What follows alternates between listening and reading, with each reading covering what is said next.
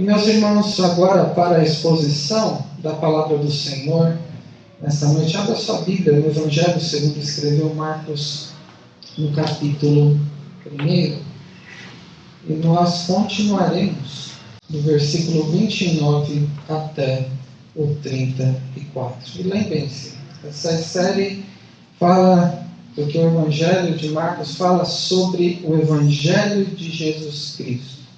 Parece óbvio, mas é o Senhor Jesus revelando-se através de tudo o que Ele fez. Nós vimos nos primeiros versículos que o Evangelho assumiu forma humana, encarnou, e o seu nome é Jesus. Vimos que o seu caminho foi preparado pelo mensageiro do Evangelho, que foi João Batista. Vimos que Jesus, nos primeiros passos do seu ministério, já demonstrou que havia assumido o lugar do pecador ao ser tentado e ao ser batizado por João. Vimos como Jesus anunciou a mensagem do Evangelho, chamou discípulos para segui-lo, demonstrou ter autoridade no seu ensino e também sobre o império das trevas, ao expulsar um demônio de um homem na sinagoga. E tudo isso procurando lembrá-los de cada um dos temas, mas de um modo crescente e emocionante, como normalmente é visto Marcos, se nós entendemos bem, de uma forma cativante, emocionante, urgente, a pessoa de Cristo Jesus está sendo revelada. E hoje continuaremos a ver como Marcos fala sobre isso. Naquele mesmo dia em que eles estavam na sinagoga, aconteceu a cura da sogra de Pedro, muitas outras curas, até o versículo 38, é o único dia da vida de Jesus, e nós veremos a parte da tarde, da hora do almoço, provavelmente, o que aconteceu a partir do versículo 29. E saindo eles da sinagoga, foram com Tiago e João, diretamente para a casa de Simão e André. A sogra de Simão achava-se acamada com febre, e logo lhe falaram a respeito dela. Então, aproximando-se, tomou-a pela mão, e a febre a deixou, passando ela a servir-los. À tarde, ao cair do sol, trouxeram a Jesus todos os enfermos e endemoniados. Toda a cidade estava reunida à porta, e ele curou muitos doentes, de toda sorte de enfermidades, também expeliu muitos demônios, não lhes permitindo que falassem, porque sabiam quem Ele era. Bondoso Deus e Pai, nós te agradecemos porque nessa noite podemos nos encontrar contigo neste culto, conforme o Senhor nos convoca, ordena e deseja. Certo de que seremos recebidos e que o Senhor receberá a nossa adoração, pois prestamos este culto pelos méritos do nosso Senhor e Salvador Jesus Cristo, revelado na sua palavra e no Evangelho segundo escreveu Marcos. E neste momento de exposição nós te rogamos que o Senhor abra o nosso entendimento para compreendermos a sua palavra.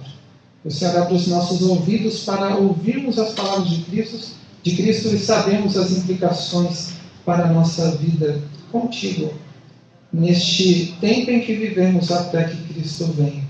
E que o Senhor prepare o nosso coração, nos transforme, nos torne mais dependentes, confiantes e esperançosos no Senhor. E que cresçamos, não somente no conhecimento da sua palavra, mas na tua graça, em conformidade com Cristo e intimidade com o Senhor. É o que nós pedimos e agradecemos no nome santo de Jesus. Amém. Meus irmãos, na semana passada nós vimos sobre a autoridade do Evangelho. O Senhor Jesus entra numa sinagoga, começa a ensinar como o mestre que era, e muitos, todos os que estavam ali ficaram estupefatos. Foi uma palavra que eu não usei semana passada. Ficaram maravilhados, espantados, quase não acreditando naquilo que ouviram. Porque viram que a sua autoridade era diferente, não como os escribas, mas ele falava de uma autoridade que era dele mesmo. E quando se ouve a palavra de Cristo, é esta a reação daquele que pertence a ele. Muitos podem ficar surpreendidos ao ouvir as palavras de Cristo, mas quem pertence a Cristo se curva perante Ele e se sujeita ao seu Salvador, mas também ao seu Senhor. E é por causa dessa autoridade no seu ensino, que é a mesma autoridade sobre as trevas que Cristo exerce, é que eu e você temos esperança de salvação. É por isso que Cristo pôde, por sua autoridade, e esta é a autoridade da boa notícia, que é o Evangelho, que é também uma pessoa, o Senhor Jesus, que Cristo pôde nos tirar do império das trevas e nos transportar para o reino do Filho do seu amor. E neste reino temos redenção plena, temos a redenção dos nossos pecados, temos a comunhão com Deus quando somos reconciliados com Ele. Então pensem nessa cena. O Senhor Jesus, após ensinar, após se dirigir ao homem endemoniado, e mais precisamente ao demônio que o havia possuído, cala-te e sai deste homem. O Senhor Jesus saiu da sinagoga. E para onde ele iria? Eu disse que até o versículo 38 é o mesmo dia. O que aconteceu após sair da sinagoga é algo também, como temos dito, extraordinário. Que aconteceu naquele dia. E Marcos registra o que mais aconteceu após a saída da sinagoga, pois revela quem é Jesus através do que ele fez. E Marcos estava desejoso, até empolgado, emocionado, sentindo o senso de urgência em contar a história, mais do que daquele dia, mas em especial desse dia, mas a respeito de Cristo, quem Ele é e o que Ele fez e o que Ele faz aqui. Ele cura com autoridade e Ele também liberta cativos com o seu poder. Ele cura com autoridade e liberta com poder. E a primeira parte disso nós vimos dos versículos 29 ao 31, sobre a autoridade de Jesus para curar. Jesus tinha autoridade no seu ensino. Tinha autoridade para expulsar demônios. Sobre o reino das trevas era também a sua autoridade. E ele teve também, demonstrou ter, e continua tendo, autoridade sobre as doenças. Nós vemos isso no versículo 29, que quando saindo eles da sinagoga, foram com Tiago e João diretamente para a casa de Simão e André. Aqueles 4 pescadores que foram alvo do chamado do Evangelho, que passaram a seguir de modo integral ao Senhor Jesus, a partir do Mar da Galileia, onde foram chamados, naquela região de Cafarnaum, o estavam acompanhando, viram o que aconteceu na sinagoga e eles foram juntos à casa de Simão, chamado Pedro, e de André, o seu irmão. Nós vemos aqui, então, que pelo costume da época, era sábado, e eles, após saírem da sinagoga, após essa parte do que faziam pela manhã, deveria ser então próxima à hora do almoço. E eles teriam que almoçar em algum lugar. A pergunta é, por que eles foram para a casa do apóstolo Pedro? Talvez alguns diriam, ele teve que almoçar, então deu uma passada lá, mas não foi isso que aconteceu. Foi um outro motivo que o levou para ele. E é tão importante esse motivo que o evangelista Marcos escolhe, inspirado por Deus, incluir no seu relato, e ainda que em breve é de suma importância. Nós vemos por que Marcos incluiu esse relato. O que aconteceu? Versículo 30. A sogra de Simão achava-se acamada, com febre, e logo lhe falaram a respeito dela. Alguns historiadores da igreja e estudiosos indicam que este relato aqui tem eco da própria voz do apóstolo Pedro. Nós vimos no início falando sobre o autor João Marcos deste evangelho, que escreveu aquilo que ele ouviu do próprio apóstolo Pedro. É como se este evangelho fosse memórias de Pedro. E os historiadores e estudiosos encontraram, isso foi sendo transmitido fora do cânon bíblico, mas na tradição da igreja, sobre um relato pessoal do próprio apóstolo Pedro, dizendo o seguinte, que corresponde a este dia também. Olha o que Pedro diz: viemos diretamente da sinagoga para a nossa casa, e Tiago e João nos acompanharam. E minha sogra estava doente com febre, e falamos com ele, Jesus, de imediato concernente a ela. O motivo pelo qual Jesus, saindo da sinagoga, foi diretamente para a casa de Pedro, não é porque ele durante um tempo morou ali. Não é porque ele precisava almoçar, mas é porque, se aproximando dele, Pedro e os outros discípulos clamaram para que ele fosse, porque a sogra de Pedro estava enferma. Estava com febre, e febre sendo um sintoma, era uma doença severa, que muito a debilitou, tanto que ela estava de cama. Que tipo de doença seria? Alguns querem imaginar o que poderia ser, alguns indicam alguns tipos de febre que tinha nessa época, mas nós não sabemos, porque não importa.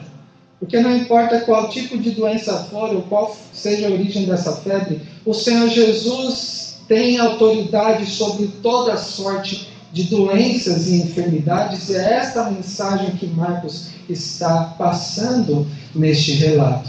Então, após verem o que Jesus fez, com poder e autoridade, na sinagoga, ensinando de um modo maravilhoso, expulsando um demônio, no relato cronologicamente paralelo, já tinha acontecido a transformação da água em vinho, e eles sabiam disso também. E eles, maravilhados sobre o que Cristo fez, sobre o poder e autoridade que ele tinha, sobre tudo que ouviram do Senhor Jesus, o que eles poderiam fazer, tendo alguém acamado em casa? Recorreram a ele, falaram a respeito dela. E o que aconteceu? Em poucas palavras, Jesus atendeu ao clamor, ao apelo dos seus discípulos. E como Jesus atendeu ao clamor dos seus discípulos? Sobre alguém necessitado, alguém enfermo. Nós vemos no versículo 30 ainda, e continuando no 31, que eles foram para a casa de Pedro. O Senhor Jesus atendeu prontamente e foi de encontro àquela que era a necessidade deles. Meus irmãos, aqui nós já vemos um pouco da maneira como o Senhor Jesus lida com aquele que é seu discípulo. O Senhor Jesus, ele ouve as petições dos seus discípulos, vai ao encontro das necessidades e atende essas petições conforme a sua vontade. O Senhor Jesus, embora seja poderoso e tenha autoridade sobre todo o universo, sobre o que é visível e invisível, ele não é indiferente a nós. Ele não é indiferente ao que você tem passado, ao que tem acontecido na sua vida. Ele ouve e atende prontamente, nem sempre como se espera, como nós gostaríamos, mas de acordo com o que necessitamos. Então vemos no versículo 31, Jesus indo de encontro a quem necessitava. Então, aproximando-se, o que ele fez? Aproximando-se, tomou-a pela mão e a febre a deixou, passando ela a servi-los. Este relato, que é um milagre, é o mais curto, resumido, discreto, poderíamos dizer singelo registrado neste Evangelho. E não é porque diz respeito à sogra de Pedro. Eu sei que alguns já talvez tivessem pensado isso. Era a sogra de Pedro, então foi bem resumido. Porque o Evangelho não diz respeito à sogra de Pedro, nem ao próprio Pedro apóstolo, que contou isso a João Marcos para que chegasse a nós. O Evangelho diz respeito a quem é Jesus e o que ele está fazendo aqui.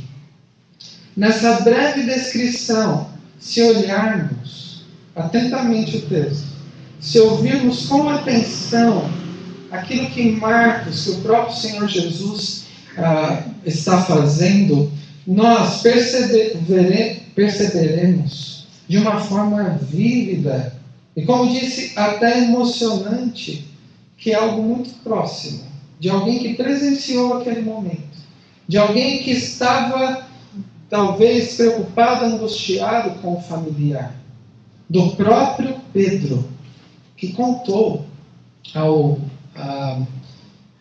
seu amigo, irmão João Marcos. Então imagine essa situação. O apóstolo Pedro contando a João Marcos o que tinha acontecido neste dia, do versículo 21 até o 38, e chega num momento em que algo extraordinário acontece. E que de uma forma, quando estamos até talvez com a voz embargada, emocionados, a gente resume. Às vezes acontece comigo, inclusive aqui.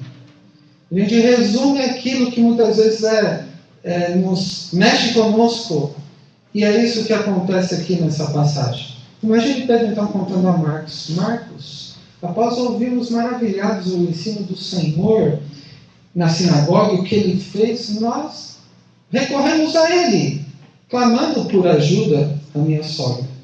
E sabe o que aconteceu? Ele ouviu prontamente.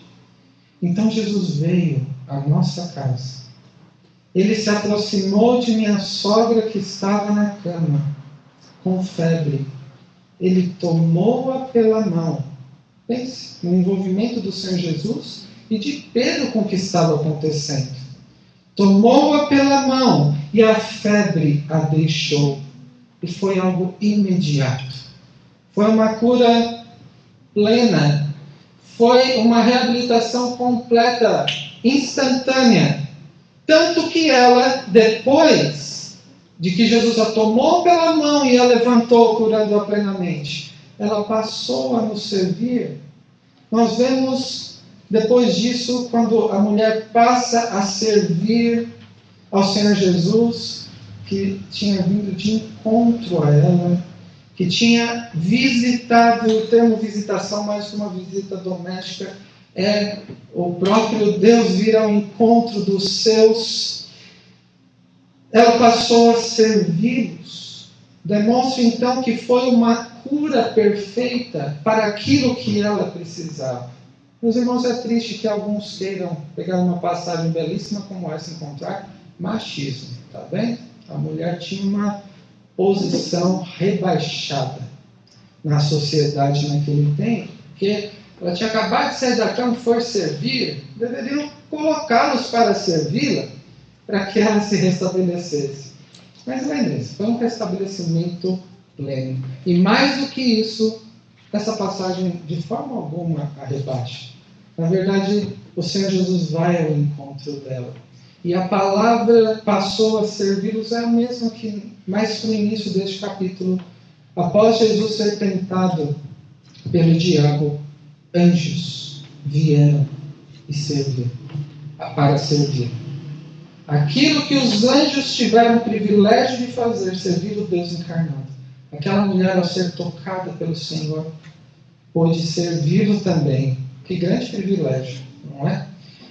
E como resposta, expressando a sua gratidão pelo que ele fez, ela serviu com disposição e alegria. Nós vemos também nas páginas do Evangelho, mais à frente no capítulo 10, sobre o fato, é a mesma palavra, que o Senhor Jesus não veio para ser servido, mas para servir e entregar a sua vida por muitos. Ela então pôde servir aquele que veio ao seu encontro. Aquele que veio ao encontro do seu povo, não para servir, não para ser servido, mas para servir. E quando o seu povo é servido por aquilo que Cristo veio fazer, se dispõe a servi-lo com a sua própria vida. Não perde tempo. Meus irmãos, vemos então, até este versículo, que Jesus tem plena autoridade para curar qualquer tipo de enfermidade. E o Senhor Jesus atende sempre, conforme a sua vontade, prontamente, o clamor daqueles que o buscam. Que tipo de notícia é essa para você? Saber que o nosso Salvador tem autoridade sobre qualquer tipo de doença ou enfermidade que muitas vezes nos aflige, nos preocupa. e saber que Ele está, Ele espera que nós o busquemos em oração e Ele tem prazer em atender, é uma tremenda e uma boa notícia. O fato da autoridade de Cristo sobre a enfermidade e de que Ele também atende ao clamor dos que o buscam. Em segundo lugar, dos versículos 32 ao 34, nós vemos sobre o poder de Jesus para libertar. À tarde, ao cair do sol, trouxeram a Jesus todos os enfermos e endemoniados, e toda a cidade estava reunida à porta. Era sábado, o Shabat, o descanso que o povo judeu observava desde o entardecer da sexta-feira até o pôr do sol do sábado. A quase inexistência de atividades, era só o estritamente necessário. Algum tempo atrás eu ouvi um pastor, professor, contar que lá em Israel, até hoje, né, os tradicionais, quando vão pegar um elevador no Shabat, eles nem apertam o botão. Isso é uma atividade. É um descanso mesmo. Muitas vezes deixavam de fazer o que deveriam. E faziam, muitas vezes, o que não deveriam fazer. Mas o ponto aqui é que era um tempo de descanso, só para completar a ilustração do elevador. Lá naquele contexto, tem um elevador que para em todos os andares, para que não seja necessário apertar o botão. Então é só entrar e esperar. Vai demorar um pouquinho, mas vai chegar. E o outro elevador, ele fica aberto para algum visitante que não se importe com isso, possa apertar o botão. E um judeu, né, muito esperto e apressado, o que ele fez? Entrou no elevador e pediu para que eu acompanhasse. Você pode apertar aquele botão para mim, por favor? Problema resolvido, né? Um jeitinho brasileiro de um judeu. O fato é que aqui era o Shabat, o descanso, em que os judeus não faziam praticamente nada. Já pensou em pleno Shabat, quando eles deveriam, entre aspas, ficar em casa, não fazer nada, eles estariam carregando um bando de doentes e de endemoniados, causando confusão na rua? Então, quando aqui disse à tarde, ao cair do sol, é porque eles aguardaram chegar o momento em que poderiam ir até lá.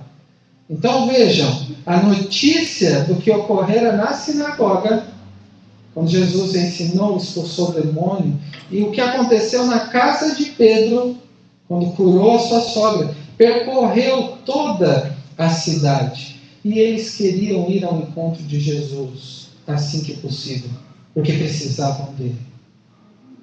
E por isso, aguardando o pôr do sol, levaram os enfermos, os endemoniados, e este local, entre a sinagoga, como dissemos, em escavações arqueológicas foi encontraram outro prédio que provavelmente foi a casa de Pedro, e era tão perto que dizem que era a distância de um arremesso de pedra. Então, depende de quem está com a pedra, não vai tão longe. E havia um tipo de pátio na frente, como se fosse uma praça, um local espaçoso ali à frente da casa de Pedro, próximo à sinagoga, que provavelmente, no período da igreja primitiva, serviu de lugar de reunião dos cristãos, lá no primeiro século.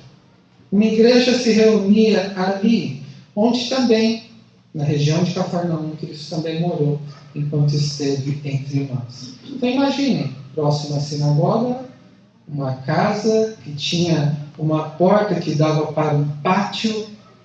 No final da tarde, tinha uma multidão ali. Parece que todo mundo pensou a mesma coisa. E aqui diz que toda a cidade estava reunida à porta. Isso é uma figura de linguagem, é uma hipérbole, é um exagero, para dizer o quê? Que uma grande multidão estava ali. Então, o que Jesus fez? Curei a sogra. Agora na porta tem uma multidão. O que Jesus fez, nós vemos no versículo 34. E ele curou muitos doentes de toda sorte de enfermidades, também expeliu muitos demônios, não lhes permitindo que falassem, porque sabiam quem ele era. A mesma autoridade com que Jesus ensinou, ele expulsou demônios. E a mesma compaixão que ele dedicou para com a sogra de Pedro, ele exerceu para com aquela multidão. Ele revelou, então, a sua compaixão e o seu poder para curar e libertar as multidões que bateram à sua porta. O versículo 34 nos diz que Jesus curou muitos. E entendemos de muitas doenças diferentes. Imagina uma multidão, quantas pessoas Jesus curou a partir do final da tarde até mais o final ali da noite. Jesus, ele então pode ter repreendido a febre de muitos, como fez com a sogra de Pedro. Jesus pode ter dado visão aos cegos, como ele fez em outros momentos do seu ministério. Não nos é dito aqui, mas ele curou muitos doentes de muitas enfermidades. Ele pode ter feito paralíticos andar e outras curas que não foram registradas, mas que eles contemplaram. O que aparecesse na frente de Jesus, Jesus tinha o poder para curar, para libertar, porque ele tem todo o poder e toda a autoridade para curar todo tipo de doença e enfermidade. Além disso, nós vemos que ele também expeliu muitos demônios, ou seja, ele libertou muitos que eram antes escravizados e que por algum tempo ficaram cativos espiritualmente, e assim como ele fez na sinagoga, ele também expulsou muitos demônios. Então, meus irmãos, mais do que curar fisicamente, o Senhor Jesus tem plena autoridade e poder para libertar os que estão espiritualmente cativos, que são escravos do pecado e do império das trevas. Mas mais do que isso, Jesus mais uma vez, como diz aí, não permitiu que os demônios falassem, porque sabiam quem ele era. Mais uma vez, Jesus então ordena que os demônios se calassem. É assim que demônio tem que estar. Então, demônio bom é demônio calado, como Jesus fazia aqui. Ressalta a autoridade de Jesus sobre todo o império das trevas. Calou, além de libertar cativos, endemoniados, ele calou demônios. Mas o porquê ele fez isso nos chama a atenção. Algo que não é dito na sinagoga, mas que Marcos coloca aqui. O motivo pelo qual Jesus ordenou que eles se calassem é porque sabiam quem ele era. Não te causa o interesse saber por quê? Qual o motivo de Jesus mandar que os demônios calassem a boca? Porque sabiam quem ele era. Em diversos momentos no Evangelho de Marcos nós vemos o que é chamado do segredo messiânico. O Messias chegou, estava se manifestando, mas em ocasiões em que demônios eram expulsos, calados, em momentos em que pessoas eram curadas, Jesus pedia para que não espalhassem a notícia. Pedia aos enfermos e ordenava aos demônios que se calassem. E a questão do segredo messiânico, de algo que deveria ser mantido oculto por algum motivo durante um tempo, aparece diversas vezes, como está aqui. Porque sabiam quem era Jesus. Por que Jesus ordenava que os demônios não falassem? E as pessoas imaginem alguém que foi curado não poder contar o que Jesus fez por si mesmo. Alguns pensam que a publicidade, tornar público o ministério, atrapalharia Jesus. E já vemos que mesmo assim havia multidões ao seu redor. De maneira que vemos que há algo mais importante aqui neste motivo para ordenar que ficasse calado, e mais, para esse segredo messiânico. Além de silenciar demônios, Jesus queria revelar a si mesmo, através do que ele estava fazendo e de tudo que ainda faria. O Senhor Jesus não veio a esse mundo para revelar a si mesmo através de demônios. Ele veio para se revelar através do seu ensino. das curas, da libertação, porque cada uma dessas coisas apontava para algo maior e mais importante que não podia ser compreendido ali. Muitos poderiam ver Jesus como um mero curandeiro, alguém que curava quando se aproximasse dele, e ele não era um curandeiro. Muitos poderiam vê-lo como um libertador político do Império Romano, e não foi para isso que ele veio. De maneira que, ainda no início do ministério, Jesus estava se revelando gradativamente. A revelação maior seria dada mais à frente de tudo o que ele faria. A sua autoridade e poder para curar e libertar só podem ser entendidos pelo prisma do Evangelho, que aponta para a cruz de Cristo. E foi através da cruz e da ressurreição de Cristo que o Senhor Jesus revelou a sua suprema autoridade e o seu poder para reverter todos os efeitos do pecado no mundo. As doenças são efeitos do pecado, a própria morte é efeito do pecado. O dominador deste mundo precisava ser vencido para que aqueles que Cristo veio salvar fossem libertados. O Senhor Jesus, no seu pleno poder para libertar os cativos, revelou então como fez isso. Em cada passo, em cada cura, no seu ensino, na libertação de cativos, e tudo isso culminou na expressão maior da sua autoridade e do seu poder para libertar na cruz do Calvário. Isso é também uma tremenda de uma má notícia. O Senhor Jesus não está curando de uma febre. É que não tinha antitérmico na época. O Senhor Jesus está demonstrando o seu domínio sobre todo tipo de efeito dos pecados no mundo, fisicamente, na própria alma, espiritualmente, porque Ele tem todo o poder e autoridade para fazer. E para concluir algumas aplicações sobre este Evangelho que revela quem é Jesus Cristo, Filho de Deus. E ao ver nas páginas das Escrituras que nos foram reveladas, inspiradas por Deus, pela vontade de Deus, você consegue ver um pouco mais sobre quem é Jesus, através do que Ele está fazendo aqui, que Marcos está nos registrando, e como você responde ao Senhor Jesus Cristo, ao Evangelho que cura. Algo extraordinário está acontecendo aqui. E se você perder, será muito triste. Mas se você ver quem é Jesus através do que Ele fez, será algo gratificante, será algo maravilhoso, correspondendo a essa boa notícia do Evangelho que cura. E como você então deve responder ao Senhor Jesus? Em 3 lições aqui para nós.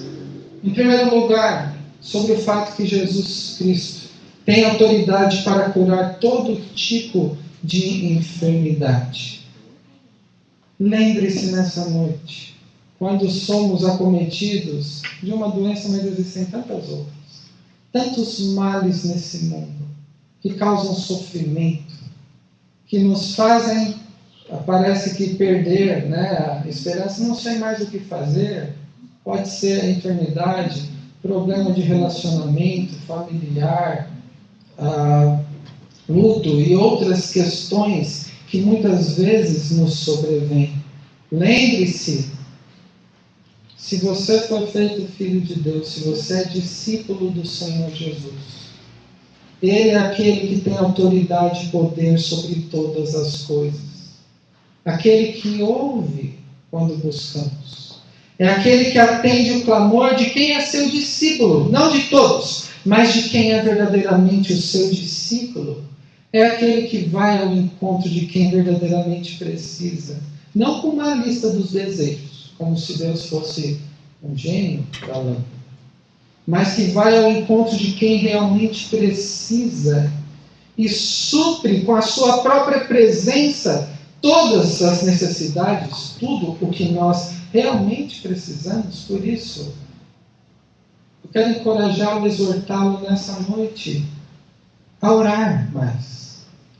Busque o único que tem autoridade suficiente para curar todo tipo de enfermidade física da alma, restaurar o coração, tratar todos os efeitos do pecado no mundo e que há na sua vida. Ouça mais atentamente as palavras de Cristo, as palavras de vida eterna, e veja como o Senhor responde às necessidades dos que o amam na sua providência.